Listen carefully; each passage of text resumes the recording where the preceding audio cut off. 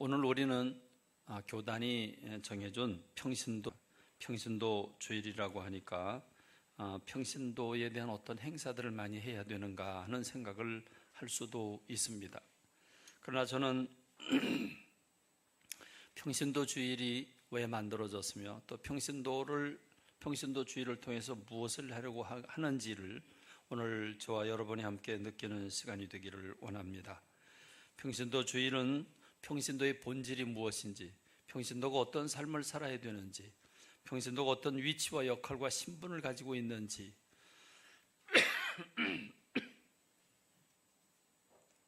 그것을 깨닫게 하고 회복하게 하기 위해서 교단에서 정해준 줄로 믿습니다. 이 평신도라고 하는 말은 성직자라고 하는 말과 대칭되는 말이죠. 저는 이 평신도라고 하는 말을 별로 좋아하지 않습니다. 왜냐하면 평신도 그러면 뭔가 평준화된 또는 평범한 성도와 같은 그런 느낌을 갖기 때문입니다. 신도면 신도지 평신도가 어디 있고 또 특별한 게 어디 있겠습니까? 그런 점에서 이 평신도라고 하는 말은 가톨릭적인 개념에서 왔습니다.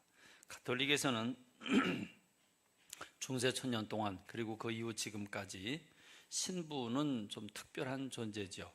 그래서 신부와 성도들을 구별하는 의미에서 신도들을 평신도라고 불렀고 성직자인 신부들을 성직자라고 부르면서 사실은 구분하는 용어로 사용이 된 겁니다.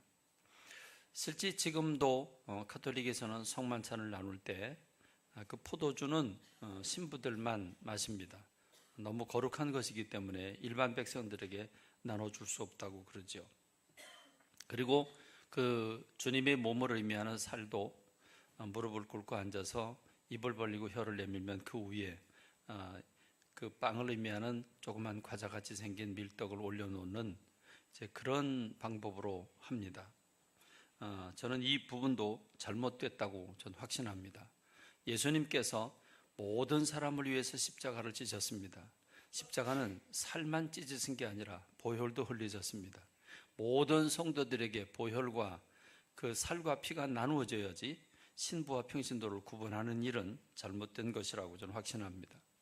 그런 면에서 이 평신도 운동이 일어나게 된 것은 엄밀하게 말하면 종교개혁이라고 말할 수 있습니다. 마틴 루터는 만인 사제직을 부르짖었죠. 만인, 모든 사람들이 사제라는 말입니다. 모든 사람들이 신부라는 말이죠. 이 말은 모든 성도들이 하나님 앞에 사제로 부름을 받았다. 특별히 그 방법으로는 직업 소명론을 부르짖습니다. 그래서 모든 직업은 거룩한 직업이고 모든 직업은 다 하나님의 사명을 감당하는 일이라고 이렇게 가르치게 됩니다. 그래서 평신도의 본질과 평신도의 그 직업과 사명이 회복되는 그 본질을 찾게 되는 때가 바로 종교개혁이라고 말할 수 있습니다. 그런 면에서 평신도가 누구이며 평신도가 어떤 신분과 직분을 가지고 있는지를 우리가 제대로 아는 일은 성도들 모두가 어떤 삶을 살아야 되는지에 대한 분명한 시각을 전해주는 줄로 믿습니다. 오늘 교회가 평신도가 제 역할을 감당하지 못한다면 아마 교회는 그 순간 올수도하고 말 겁니다. 개척교회나 작은 교회들은 평신도의 숫자가 작아서 교회를 봉사하고 섬길 사람들이 너무 작습니다. 그러다 보니까 무척 어려움을 겪게 됩니다. 이번에 3명의 인도 목사님들이 다녀갔습니다. 여러 가지 모든 게 다 새로웠고 모든 게 다 감동천지였는데 그 중에서 인도 목사님들이 가장 강력하게 가장 은혜를 받은 부분, 인상적인 부분이 있다고 한다면 평신도들의 섬김이었습니다. 주일날 예배를 드리는데 현관으로부터 안내위원 또 헌금위원 또는 성가대 또 이렇게 꽃꽂이로 봉사하는 분들 이런 기도하는 사람들 여러 사람들을 바라보면서 어떻게 평신도가 저렇게 마치 교육자가 해야 될 일을 하는 것처럼 저렇게 열심히 사방에서 하고 있는가, 목사님이 다 통제를 하고 있는가 하는 그런 생각들을 가지고 있었습니다. 화요일 날, 목요일 날에는 우리 전도팀과 또 중보기도 또 그 구역자님들이 모여서 결석 성도들을 체크하고 또 위로하고 신방하고 또 권면하는 일을 하게 됩니다. 그런 일을 보는데 자기네들이 아무리 관찰을 해봐도 목사님이 이렇게 해라 저렇게 해라 시키는 게 아니고 각 부서별로 알아서 평신도들이 자발적으로 그 일을 하는 모습들을 보면서 어떻게 이런 구조가 되었을까라고 하는 점에 이해를 하지 못했습니다. 어느 날 우리 여성교 회장님이 장독대에 올라가서 그 장독대를 열고 그 일을 하는 모습을 보면서 저한테 이런 질문을 했습니다. 목사님이 와서 일하라고 시키셨나요? 그래서 아니라고, 전혀 시키지 않았다고. 여성교회가 알아서 하는 일이라고. 주방에 가면 주방에서 열심히 땀 흘려가며 또 식사를 만드느라고 애를 쓰는 분들을 보면서 어떻게 평신도가 이렇게 자발적으로 자기 역할을 저렇게 감당할 수 있을까 하는 점에 부럽기도 하지만 부러움을 넘어서서 아주 강렬한 인상을 받고 돌아갔습니다. 그래서 인도는 이런 분위기가 전혀 되어 있지 않지만 하여간 조금 작은 일로부터 이 일을 시작하겠다 하는 그런 도전을 받고 돌아갔습니다.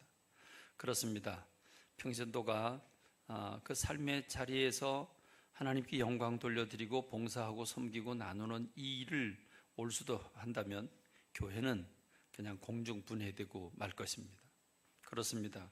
교회는 목회자에 의해서 이끌어져 가는 게 아니라 평신도들에 의해서 이끌어가고 있는 줄로 믿습니다. 복음을 전하고 사명을 감당하는 것은 바로 평신도들을 통해서 삶의 현장에서 그 복음이 전해질 때 교회가 교회다워지는 줄로 믿습니다. 그런 의미에서 장로님들로부터 집사님에 이르기까지 그 직분은 참으로 소중하고 교회 안에 10개의 부서들과 또 수십 개의 위원회는 대단히 중요합니다. 그 부장님들과 위원장님들이 그 역할을 각각 열심히 자발적으로 창의적으로 감당하려고 애를 쓸 때 교회는 마치 살아있는 유기체와 같습니다. 이 유기체, 공동체라고 하는 것은 그냥 각각 따로따로 떨어뜨려 놓은 것들을 이렇게 모아놓은 게 아니라 서로 신경이 조직되어 있죠. 연결되어 있죠. 그래서 눈, 코, 귀, 입, 사지, 오장육부 다 서로 자기 일을 감당하면서 서로 나누고 연결되고 해서 한 사람이 건강하게 움직이는 것처럼 그렇게 교회는 각 부서와 부장님들과 또는 위원장님들, 선교회 또는 성가대 또는 주일학교 이런 모든 부서들이 평신도들로 말미암아 그 자리에서 자기 역할을 감당할 때 교회는 건강한 유기체, 공동체가 될 줄로 믿습니다. 그렇습니다. 교회 그러면 목회자를 의미하는 게 아니라 교회 그러면 성도들을 의미합니다. 교회란 말은 세상에서 불러내서 모아놓은 사람들을 가리키는데 그 모아놓은 사람들은 주님의 보혈로 구속받은 예수를 그리스도라고 고백하는 사람들이 모인 공동체입니다. 이 공동체를 교회라고 말한다면 교회는 평신도를 의미하는 줄로 믿습니다. 성직을 말할 때 대표되는 직분이 있다고 하면 제사장일 것입니다. 이 제사장은 하나님께서 이스라엘 백성들을 부르셔서 출애굽하는 과정에서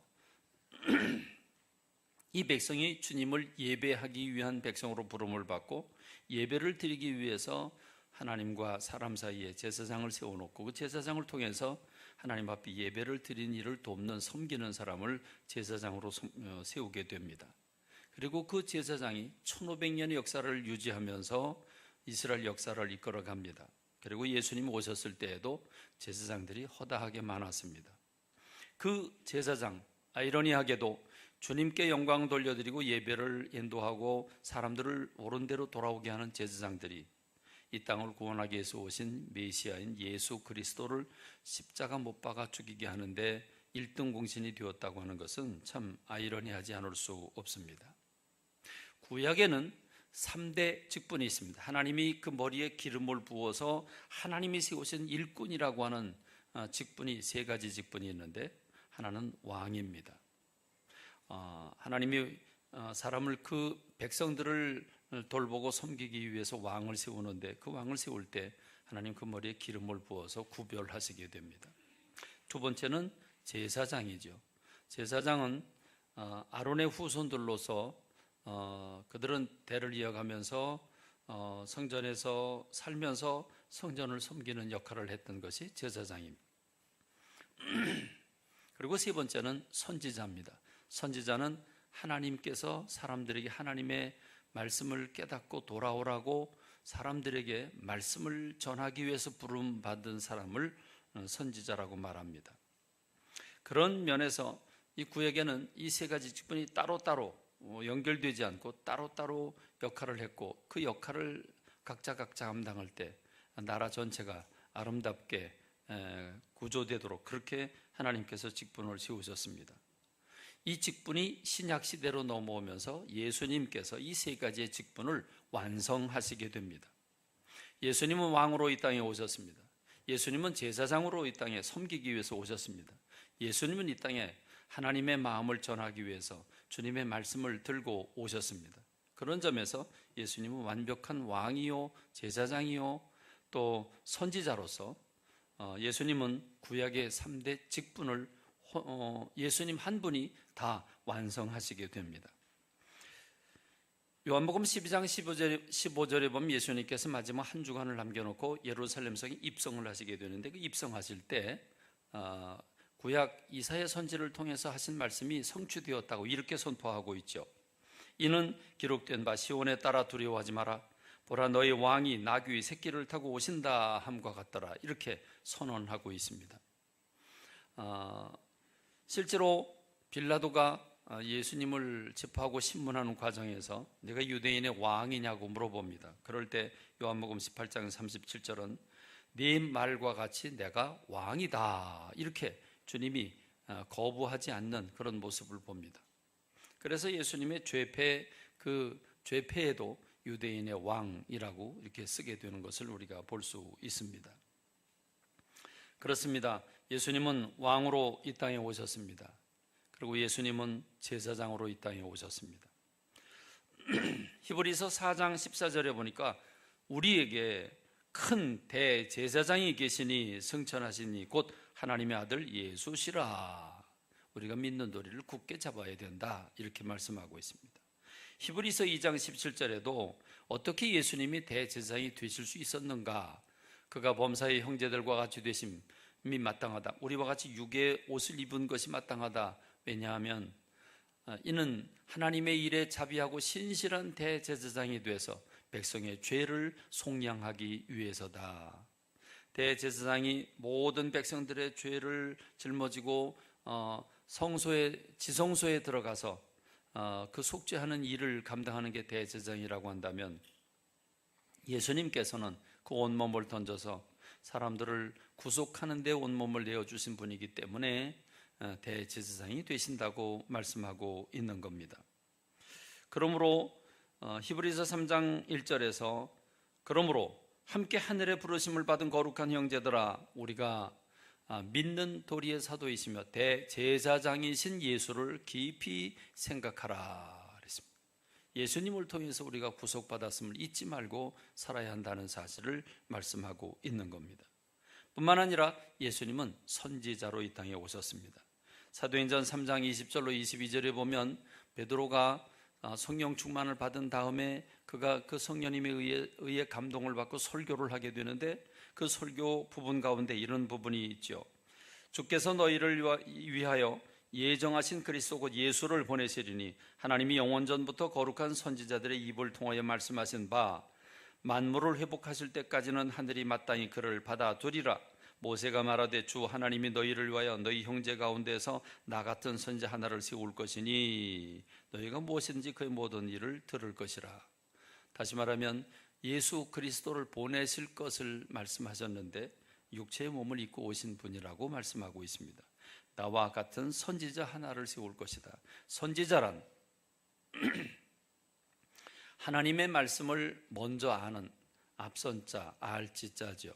하나님의 마음을, 하나님의 생각을, 하나님의 말씀을 먼저 듣고 사람들보다 먼저 알고 그걸 사람들에게 하나님의 마음을 전하는 사람이 선지자라고 한다면, 하늘에서 하늘의 뜻을 모든 걸 아시는 예수님께서 이 땅에 오셔서 하늘 소식을 전파하신 예수님은 완벽한 선지자이신 줄로 믿습니다. 그렇습니다. 예수님은 온전한 왕이셨고, 예수님은 완전한 제사장이셨고, 예수님은 온전한 선지자셨습니다. 예수님을 통해서 이 세 가지 직분이 완벽하게 완성을 이루시는 모습을 봅니다. 그러나 주님은 어떤 곳에서도 이 직분이 섬기는 직분이지, 이 직분이 권세를 누리는 직분이라고, 그래서 그 권위를 드러내시고 그 권위를 인정해 달라고 말씀하시고, 그래서 권위를 주장하고 권세를 부리는 이런 일들이 단 한 번도 없으셨다고 하는 사실을 우리가 기억해 볼 때, 오늘 한국교회가 많은 곳에서 욕을 얻어먹습니다. 제가 생각해도 욕을 먹어 마땅합니다. 수많은 부끄러운 일들이 너무 많이 공개되고 있고 드러나고 있기 때문에 참 많이 부끄럽습니다. 그렇습니다. 예수님은 한 번도 이런 직분을 권위로, 권세로 부리신 적이 없습니다. 이 모든 직분은 다 섬기는 직분이기 때문에 그렇습니다. 그래서 예수님은 이 땅에 오셔서 나는 왕이다, 나는 선지자다, 나는 제사장이다, 그러니까 나를 대우해라, 이런 말씀은 한 번도 안 하셨고, 오히려 예수님은 당신 스스로 당신을 누구라고, 당신의 직분이 뭐라고 소개를 했습니까? 오히려 예수님은 자신의 신분을 목자라고 당신 스스로 말씀을 하셨습니다. 요한복음 10장 14절로 15절의 말씀을 보면 나는 선한 목자라 그랬습니다. 나는 선한 목자다 그랬습니다. 이 선하다는 말을 다른 말로 바꾸면 착한 목자가 되겠죠. 나는 착한 목자다. 목자라는 말을 우리는 목자 이렇게 얘기를 하기도 하지만, 사실 목자라는 말보다는 무슨 말이 더 어울립니까? 목동, 이게 더 낫죠. 목동 또는 양치기, 이게 더 낫죠. 그렇죠? 오늘도 양을 치고 살아가는 이 베두인이라고 하는 방랑하면서 양을 키우는 사람들이 있는데, 그분들이 세상적으로 볼 때 그렇게 목자라고, 목동이라고 어마어마하게 권세를 누리는 분들은 아니죠. 어떻게 보면 가장 낮은 곳에서 사는 사람들입니다. 번쩍번쩍하는 옷이나 깨끗한 옷을 입을 수도 없습니다. 왜냐하면 들에서 양들과 같이 자꾸 먹고 해야 되기 때문입니다. 먹는 것도 시원치 않고 옷도 시원치 않고 그들이 사는 환경도 별로 좋은 환경이 아닙니다. 그러고 보면 가장 낮은 곳에서 가장 섬김이 강한 것, 가장 온 몸을 던져서 섬기는 직분, 아마 그 직분은 바로 목동 또는 양치기 또는 목자라고 하는 직분일 것입니다. 왜 예수님은 스스로 당신의 선한 목자라고 그러면서 나는 양을 위해서 목숨을 버리노라 이렇게까지 말씀을 하고 계실까요? 그렇습니다. 예수님은 그 직분을 권세로 하시고 부리기 위해서 오신 게 아니라 세상을 섬기기 위해서 오셨기 때문입니다. 그리고 예수님은 이 목자의 직분을, 당신이 십자가를 지시고 세상 모든 사람들을 구원하고 그렇게 구원받고 예수를 그리스도라고 고백하는 사람들을 당신의 양으로 부르시고 그 양들을 베드로라고 하는 예수님을 세 번씩이나 부인한 사람에게 양도하는 모습을 보죠. 예수님께서 바닷가에서 베드로를 만나 내가 나를 사랑하느냐? 내 어린 양을 먹여라. 내 양을 쳐라. 내 양을 먹여라. 이렇게 말씀을 하심으로써 주님의 양을 문제 많은 베드로라고 하는 사람에게 위탁하는 그런 모습을 우리가 찾아볼 수 있습니다. 그래서 베드로는 자기와 같은 말씀을 증거하는 동역자들을 격려하면서 자기가 목자라고 하는 것, 그 부분을 아주 강한 정체감을 가지고 사람들에게 권면하는 모습을 볼 수 있습니다. 베드로전서 5장 1절로 4절의 말씀을 보면 너희 중 장로들에게 권하노니 나는 함께 장로된 자요 그리스도의 고난의 증인이요 나타날 영광에 참여할 자니라.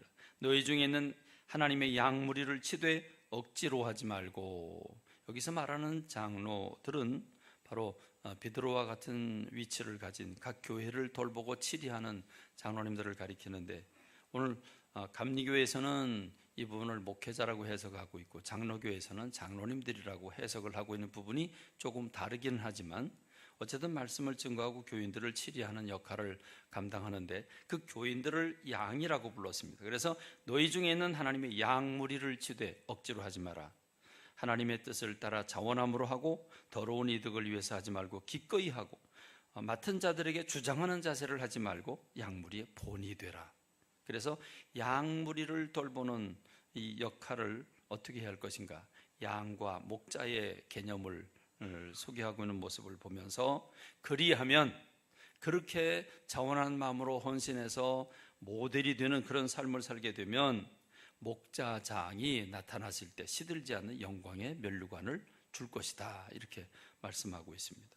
그래서 목자장을 얘기하고 있습니다. 자기는 목자이고 예수님 목자장인데, 목자장이 목자의 사명을 감당하도록 목자로 파송을 했고, 그 사명을 제대로 중심으로 감당할 때 면류관을 주실 것이라고 베드로는 각 교회에 흩어진 이 목자들에게 편지를 보내고 있는 겁니다. 그렇습니다. 목회자는 양들을 위해서 목숨을 버린다라고 주님이 말씀해 주셨습니다. 그렇게 해야 될 것입니다. 하나님의 백성들은 양이기 때문에 그저 양들은 순종하기만 하면 되는가? 우리 목자가 양을 기르는 목적은 무엇입니까? 하나는 젖을 내기 위함이고 하나는 털을 얻기 위함입니다. 그러면 교인들이 헌금만 내도록 하게 하고 충성만 하게 하면 되는가? 라고 하는 양과 목자의 비유에서 잘못 해석하면, 이 알레고리로 해석을 하게 되면 그런 결과까지 오게 됩니다. 아닙니다. 그렇지 않습니다. 평신도라고 하는 말의 의미는 단순한 양으로 구분되지 않습니다. 목자이신 예수님을 생각할 때 양물이라고 표현되는 것이지, 양이기 때문에 양은 뚱뚱하고 발목은 짧아서 넘어지면 스스로 일어나지도 못하고 방어의 무기도 없고 그래가면서 교인들을 비하해서는 안 될 겁니다. 그건 아닙니다. 베드로는 오늘 본문에서 명확하게 평신도가 누구인지에 대해서, 어떤 신분인지에 대해서 아주 명확하게 말씀하고 있는데, 2장 9절의 말씀이 그 본문입니다. 2장 9절의 말씀을 우리 한번 다 같이 읽어보겠습니다. 그러나 너희는 택하신 족속이요 왕 같은 제사장들이요 거룩한 나라요 그의 소유가 된 백성이니, 이는 너희를 어두운 데서 불러내어 그의 기이한 빛에 들어가게 하신 이의 아름다운 덕을 선포하게 하려 하심이라. 그렇습니다. 이 베드로는 아주 명확하게 하나님의 백성들, 양들이라고 부르는 백성들이 어떤 신분을 가지고 있는지, 곧 평신도가 어떤 신분을 가지고 있는지를 세 가지로 앞쪽에서 말하고 있습니다. 첫째는 택하신 족속이라고 그랬습니다. 두 번째는 왕 같은 제사장이라고 그랬습니다. 세 번째는 거룩한 나라요 소유된 백성이라고 표현하고 있습니다. 그런데 여러분, 저는 이 베드로전서 2장 9절의 말씀을 읽을 때 막 전율이 느껴집니다. 막 두렵고 떨립니다. 왜냐하면 이와 같은 똑같은 말씀이 구약에 기록되어 있기 때문입니다. 하나님께서 이스라엘 백성들을 출애굽시키시고, 그리고 시내산에 안전한 지대에 왔을 때 하나님이 이스라엘 백성들을 불러 모아놓고 이렇게 제안을 하십니다. 출애굽기 19장 4절로 6절의 말씀이죠. 내가 애굽 사람에게 어떻게 행하였음과 내가 애굽 사람에게 어떻게 행했고 너희를 독수리 날개로 업어 여기까지 인도해 냈는지 너희가 알고 보지 않았냐. 이 두 가지죠. 하나는 하나님이 이집트 사람들을 10가지 재앙을 통해서 이 이집트 사람들을 두 손 들게 하고 그리고 이스라엘 백성들을 해방시켜 주셨습니다. 여기까지 인도는 어떻게 하셨습니까? 그들은 홍해바다를 마른 땅처럼 건넜고, 그리고 그들은 농사도 짓지 않은 채 하늘에서 주님이 먹을 양식을 부어주심으로 말미암아 매일 그걸 거두어 먹고 구름 기둥과 불 기둥의 인도를 받으면서 여기까지 왔습니다. 하나님께서 내가 너희를 어떻게 이집트에서 종살이하는 너희를 불러냈고 그리고 너희를 여기까지 인도했는지 너희가 안다. 그것은 마치 커다란 독수리, 우리 지금 환상의 그런 그 환타지 영화를 볼 때 큰 독수리 등에 사람이 등에 타고서 이렇게 이동하는 것처럼, 그렇게 너희를 독수리 등에 업어서 너희들은 아무것도 한 게 없고 여기 안전지대에 내가 내려놨다, 이런 뜻을 가지고 있죠. 자, 세계가 다 내게 속하였느니 너희가 내 말을 잘 듣고 내 언약을 지키면 너희는 모든 민족 중에서 내 소유가 되겠고 너희가 내게 대하여 제사장 나라가 되며 거룩한 백성이 되리라. 자, 노란 부분, 노란 색깔 한 부분 다시 여러분 한번 잘 눈여겨보시고, 그 다음에 그 전에 읽었던 베드로전서 2장 9절을 다시 한번 보여주세요. 베드로전서 2장 9절, 자 보시죠. 너희는 택하신 족속이요, 또 왕같은 제사장들이요, 그리고 거룩한 나라요, 그의 소유가 된 백성이다. 여러분, 같습니까? 다릅니까? 같습니까? 다릅니까? 똑같죠? 똑같습니다. 여러분, 예수님 오늘 이 베드로가 이 얘기를 하기 전에 1500년 전에 하나님께서 이스라엘 백성들을 불러 모아놓고 너희를 예배자로 내가 너희를 세상에서 구별해서 불러냈는데, 그래서 너희를 카할, 하나님의 백성이라고 하는 하나님의 사람들을 불러냈는데, 그 불러낸 목적이 뭐냐? 너희들을 세 가지 직분을 주기 위해서다. 첫째는 택하신 족속이요, 두 번째는 왕같은 제사장들이요, 세 번째는 거룩한 나라고 그 나라에 소유된 백성들이다라고 선언하고 있습니다. 여러분, 이것은 구약의 이스라엘 백성들, 구약의 선택받은 성민 이스라엘 백성들을 부르신 것이나 신약의 오늘 우리들을 부르신 것이나 똑같다는 것입니다. 똑같다는 것입니다. 그렇습니다. 하나님께서 구약이나 신약을 구분하지 않습니다. 동일하게 이스라엘 백성들을 생각하시는 것처럼 오늘 저와 여러분들도 그렇게 부르신 줄로 믿습니다. 그렇게 부르신 줄로 믿습니다. 우리 그렇게 부르신 줄로 믿습니다. 네. 첫 번째로 하나님이 저와 여러분들을 택하셨습니다. 한번 생각해 보시죠. 교회 밖에는 다 못생긴 사람들만 있습니까? 교회 밖에는 다 무식한 사람들만 있습니까? 교회 밖에는 다 문제아들만 모여 있습니까? 아닙니다. 교회 밖에 있는 사람과 우리를 비교해 보면 우리가 그들보다 더 잘난 점이 별로 없음을 우리가 시인하지 않을 수가 없습니다. 그런데 우리가 하나님을 믿게 되었습니다. 하나님을 믿게 되는 것은 참 어려운 일입니다. 하나님은 눈에 보이지도 않고 냄새도 안 납니다. 소리도 들리지 않습니다. 그리고 예수님은 어떤 픽션에 나오는 전설의 어떤 그 영화 같은 한 제목입니다. 예수님 처녀의 몸에서 태어났고, 그리고 예수님이 30년 동안 어떻게 살았는지에 대해서는 어떤 기록도 찾아볼 수가 없고, 어느 날 혜성처럼 나타나서 회개하라, 천국이 가까이 왔느니라 말씀하시면서 그때부터 가는 동네에 어떤 질병도, 그게 중풍이든 그게 안질병이든 그게 어떤 질병이든 예수님 앞에 오면 다 고침을 받고, 그리고 귀신들이 도망을 갑니다. 뿐만 아니라 죽은 자도 살아납니다. 오병이어 사건, 도시락 하나를 가지고 5,000명이 먹고도 12강조리가 남습니다. 그리고 당신도 죽으셨다가 살아나십니다. 그리고 승천하셨습니다. 여러분, 이 신화 같은, 이 판타지 같은 이런 이야기를 픽션이라고 밖에 말할 수밖에 없습니다. 그런데 우리가 이걸 믿게 됐습니다. 하나님이 계시고 하나님 나를 사랑하시고 예수 그리스도를 보내셔서 우리를 구속하셨다고 하는 이 놀라운 것이 사실이고, 그것이 하나님의 은혜라고 하는 게 느껴졌습니다. 믿어졌습니다. 여러분, 그래서 이 부분에 대해서 하나님이 택하셨다고 하는 사실을 사도 바울은 에베소서 1장 3절로 5절의 말씀을 통해서 이렇게 우리에게 증언하고 있습니다.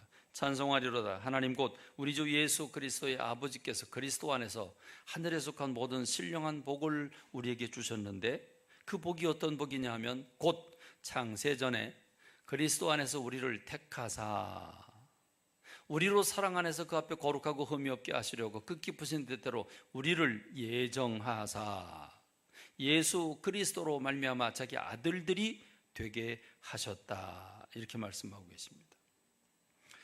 창세전에 우리를 택하셨다는 말은 세상을 짓기 전에 우리를 택하셨다, 그러면 세상에 구원받을 사람을 미리 정해 놓으셨고 지옥 갈 사람을 미리 정해 놓으셨구나 라고 하는 신학적인 토론을 할 수 있습니다. 예정론이냐 만민구원이냐 라고 하는 걸 우리가 토론할 수 있지만, 저는 그거보다는 오늘 제가 강조하는 바는 하나님이, 사도 바울이 우리를 택했다고 그랬습니다. 자기를 택했다고 그런 게 아니라 우리라고 했습니다.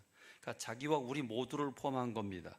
그렇습니다. 우리를 택하셨다, 우리를 예정하셨다, 하나님의 아들들이 되게 하셨다 그랬습니다. 이 되게 하셨다는 말은 내가 하나님을 선택한 게 아니고 하나님이 우리를 선택하셨고 하나님이 우리를 믿게 하셨다는 말입니다.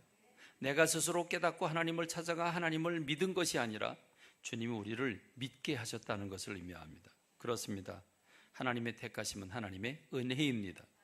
오늘 저와 여러분들을 하나님이 부르신 것이 하나님의 은혜인 줄로 믿습니다. 하나님께서 오늘 저와 여러분을 부르신 것이 오늘 교회에 와서 예배를 드리게 되었다고 하는 것이 하나님의 은혜인 줄로 믿습니다. 제가 일부러 3층을 보고 했는데 뻔히 나를 보면서도 아멘 안 했어요. 두고 봅시다. 두 번째, 하나님은 우리 모두를 제사장으로 부르셨습니다. 제사장으로 부르셨습니다. 오늘 본문에서 두 번째로 너희는 택하신 족속이라고 그랬고, 두 번째로 왕같은 제사장들이라고 했습니다. 제사장이란 뭐 하는 사람입니까? 제사장은 하나님과 사람 사이에서 사람들을 주님께 돌아오게 하고 그 예배를 돕는 사람이 제사장입니다. 그래서 제사장은 예배를 드리는 사람입니다. 예배가 가장 소중한 것이 제사장입니다. 그러니까 오늘 우리가 읽은 베드로전서 2장 5절에서 이런 말씀을 하고 있죠. 너희도 산돌같이 신령한 집으로 세워지고 예수 그리스도로 말미암아 하나님이 기쁘시게 받을 신령한 제사를 드릴 거룩한 제사장이 될지니라 그랬습니다. 이사야서 43장 21절에 보면 내가 너희를 택하여 세웠나니 이는 너희가 나를 찬양하게 하게 하리라, 이렇게 말씀을 하셨습니다. 내가 너를 지명하여 불러니 넌 내 것이다 라고 하는 말씀도 있지만, 우리를 주님이 부르신 이유는 주님을 찬양하게 하기 위해서라고 말씀하셨습니다. 그렇습니다. 우리는 주님으로부터 택함을 받아서 부름을 받고 주님 앞에 모여섰는데, 우리가 해야 될 가장 소중한 일은 주님을 예배하는 일인 줄로 믿습니다. 그렇습니다. 제사장이 예배를 소홀히 하면 제사장의 직분, 그것은 제사장이 아니라고 말할 수 있죠. 제사장에 있어서는 예배가 가장 소중합니다. 그렇습니다. 오늘 모든 성도들을 하나님이 제사장으로 부르셨다고 한다면 우리는 예배를 드리는 일을 가장 소중하게 여겨야 되는 줄로 믿습니다. 할렐루야, 할렐루야. 그러므로 예배에 온몸을 던지는 저와 여러분이 되길 주님의 이름으로 축원합니다. 그런데 우리 주님은 우리를 그냥 제사장이라고 지금 베드로는 말하지 아니하고 왕같은 제사장이라고 말하고 있습니다. 왕같은 제사. 그럼 제사장은 제사장인데 왕같은 제사장은 뭘 얘기합니까? 세상을 섬기는데 왕처럼 섬긴다는 말이거든요. 도대체 이게 무슨 말일까요? 요한계시록 5장 10절에 보니까 구원받은 사람들을 가리켜서 이렇게 표현하고 있습니다. 그들로 우리 하나님 앞에서 나라와 제사장을 삼으셨으니 그들이 땅에서 왕 노릇하리로다 그랬습니다. 요한계시록 20장 6절에 보니까 첫째 부활에 참여하는 자들은 복이 있고 거룩하도다. 첫째 부활이라고 하는 건 천국에 들어가는 사람입니다. 둘째 사망이 그들을 다스릴 권세가 없고, 둘째 사망은 영원한 지옥입니다. 둘째 사망이 그들을 다스릴 권세가 없고, 도리어 그들이 하나님과 그리스도의 제사장이 되어 천년 동안 그리스도와 더불어 왕 노릇하리로다 했습니다. 할렐루야. 그렇습니다. 주님 우리를 왕 같은 제사장으로 부르셨습니다. 그러므로 저는 생각해 봅니다. 왕은 세상을 다스리는 사람입니다. 근데 왕 같은 제사장이라고 한다면 우리의 왕이신 대제사장이신 예수님을 모시고 세상을 주님의 품으로 돌아오게 하는 역할을 하고 세상을 다스리는 역할을 한다고 하는 말입니다. 그러므로 우리는 왕 같은 제사장이라고 하는 사실에 어떤 폼을 가져야 될까요? 주님 우리를 택하셨다고 하는 점에 우리는 감사해야 합니다. 내가 택함 받았다고 하는 사실이 주님 앞에 은혜이기 때문에 우리는 감사해야 됩니다. 그런데 주님이 우리를 왕 같은 제사장으로 부르셨다고 한다면 우리는 어떤 자세를 가져야 되겠습니까? 어깨를 펴야 되는 줄로 믿습니다. 여러분 왕이 이렇게 어깨를 쪼그라뜨리고 이렇게 서민처럼 살아가는 건 왕이 아닙니다. 왕은 왕다운 채통이 있어야 합니다. 왕다운 언어가 있어야 합니다. 왕다운 기질이 있어야 합니다. 그렇습니다. 왕처럼 사십시다. 왕처럼 사십시다. 우리는 세상을 심판할 사람들입니다. 그리스도와 함께 왕 노릇한다고 했습니다. 지금은 세상이 그리스도를 향해서 적대하고 지금은 세상이 교회를 때려잡으려고 그렇게 안간힘을 쓰고 있지만 그러나 여러분 마침내 주님께서 새하늘과 새 땅을 만들어 주시고 이 땅을 주님이 다스리게 하실 텐데 천년 동안 왕 노릇하게 하신다고 했습니다. 그러므로 어깨를 펴고 당당하게 살아가는 왕 같은 제사장들이 되시길 주님의 이름으로 축원합니다.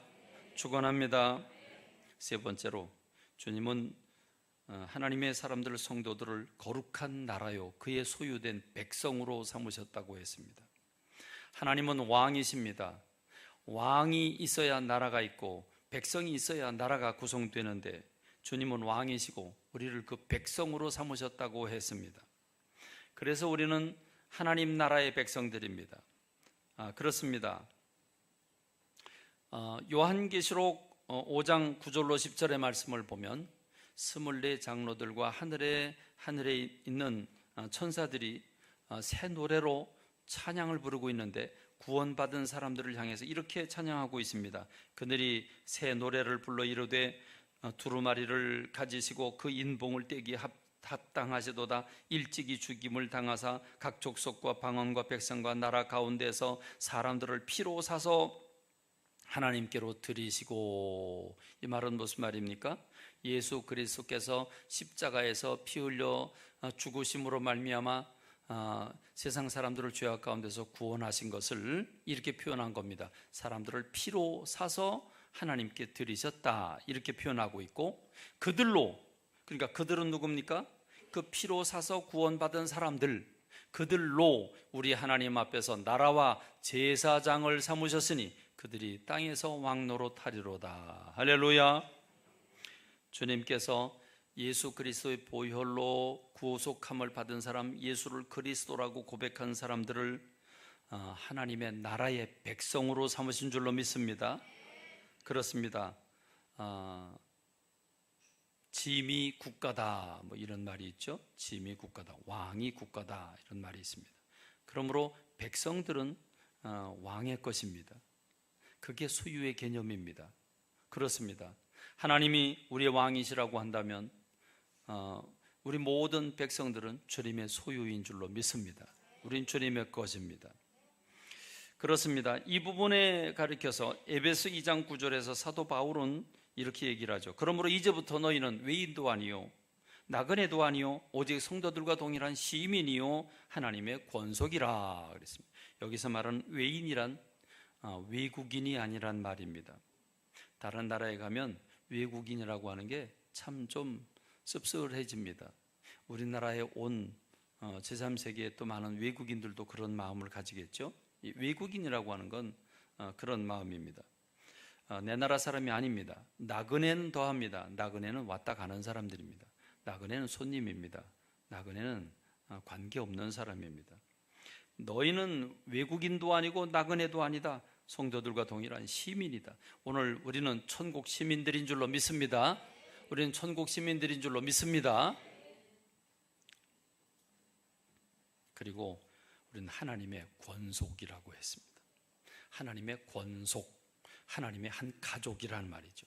가족은 서로 한 소속감을 가진 같은 공동체이고 같은 소유입니다.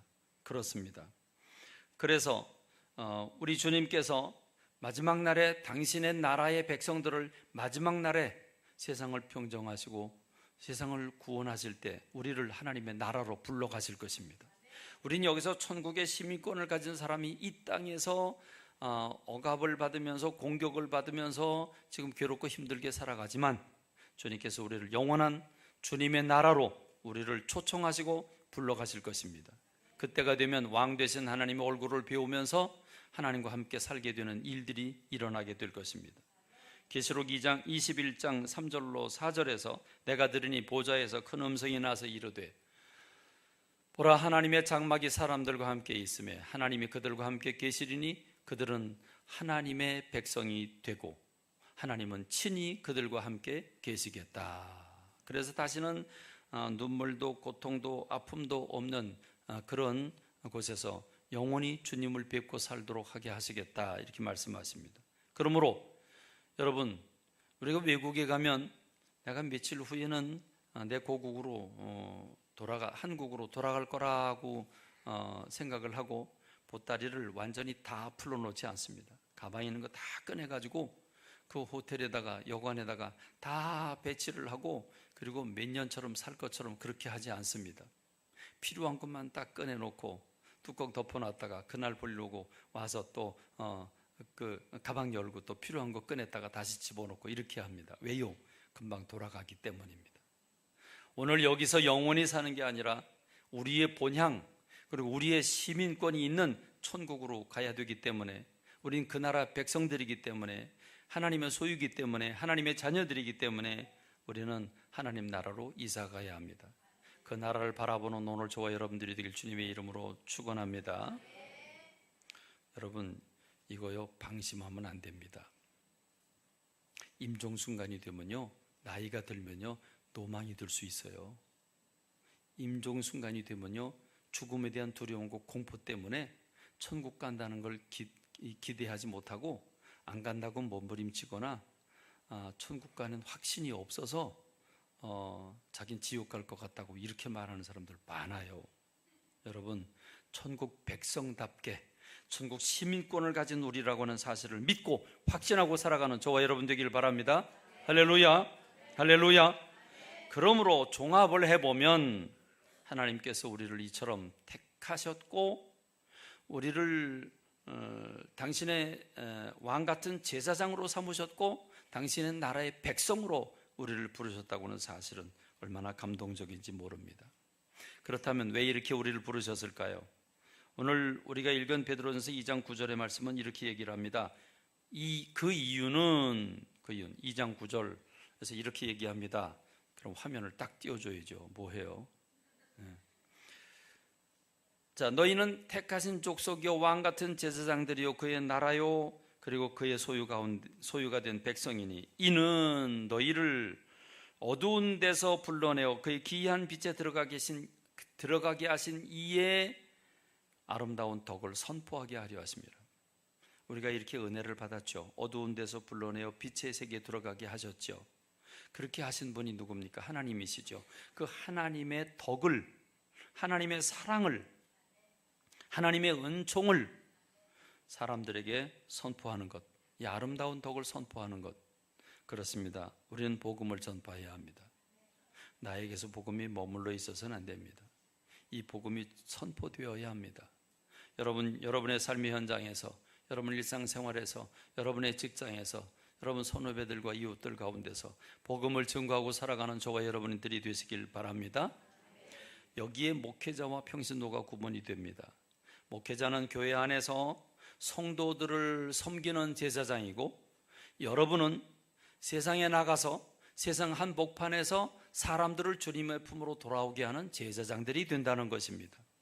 여기에 차이가 있습니다. 그렇습니다. 그래서 우리는 비치고 너희는 세상의 빛이라 그랬고, 너희는 세상의 소금이라고 했습니다. 너희는 세상의 향기라고 했습니다. 너희는 누룩이라고 했습니다.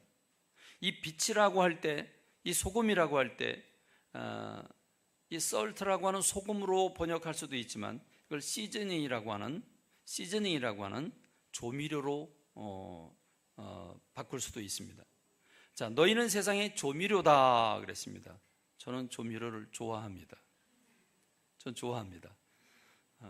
옛날엔 미온이라고 그랬죠.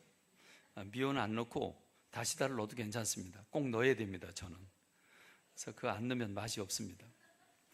근데 여러분, 저는 늘 경험하지만 집사람이 가끔 잊어먹고 이 다시다나 이 조미료를 안 넣습니다. 그럼 저는 슬며시 가가지고 조금 갖다가 제가 이렇게 타 먹습니다.